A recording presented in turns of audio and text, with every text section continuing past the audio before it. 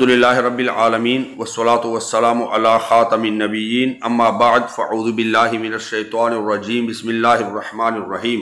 صلی اللہ علی النبی الامی وآلہ صلی اللہ علیہ وسلم صلاۃ و سلاما علیک یا سیدی یا رسول اللہ۔ محترم ناظرین، سلسلہ دوربین نگاہ میں خوش آمدید۔ آج آقا کریم صلی اللہ تعالی علیہ وآلہ وسلم کے مبارک نگاہوں کی دوربینی کے بارے میں ایک اور خبر سنیں گے۔ چنانچہ حضرت سیدنا ابو ایوب انصاری رضی اللہ تعالی عنہ روایت فرماتے ہیں کہ ہم رات کو سرکار دو جہاں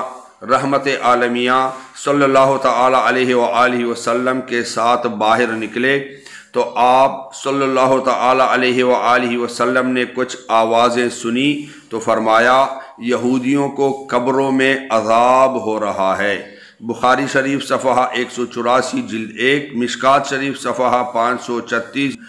تو محترم ناظرین، آپ نے سنا کہ ہمارے پیارے پیارے آقا مدینے والے مصطفیٰ صلی اللہ تعالی علیہ وآلہ وسلم قبروں کے اندر کے احوال بھی دیکھ لیتے تھے، اور یہ بھی